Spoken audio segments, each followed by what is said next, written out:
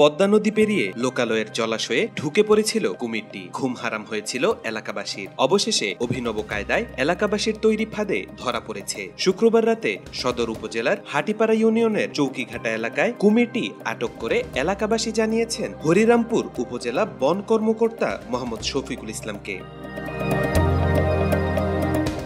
বন কর্মকর্তা মোহাম্মদ শফিকুল ইসলাম বলেন, হরিরামপুর উপজেলার ধুলসুরা ও হারুকান্দি ইউনিয়নের কয়েকটি গ্রাম ও সদর উপজেলার হাটিপাড়া ইউনিয়নের নদীতে দেখা কুমিরটি স্থানীয় কয়েকজন যুবক সদর উপজেলার হাটিপাড়া ইউনিয়নের চৌকিঘাটা এলাকা থেকে আটক করেছে বলে আমাদের জানানো হয়েছে। স্থানীয়রা বলেন, প্রায় এক মাস আগে মানিকগঞ্জ সদর উপজেলার হাটিপাড়া ইউনিয়নের চরবংখুটি ও হরিরামপুর উপজেলার পদ্মার শাখা নদীর বোয়ালি, আইলকুন্ডি, খামারহাটি ও হারুকান্দি ইউনিয়নের তন্ত্রখোলা এলাকায় কুমিরটি কয়েকবার দেখা যায়। এতে নদীপাড়ের লোকজন আতঙ্কিত হয়ে পড়েন এবং অনেকে নদীতে নামা বন্ধ করে দেন। কুমির ধরার কাজে অংশ নেওয়া স্থানীয় যুবক রাহাত, অন্তর, রাকিব, আলামিন, সুরুজ ও শাহিন জানান, দীর্ঘদিন তারা কুমিরটির অবস্থান পর্যবেক্ষণ করছিলেন।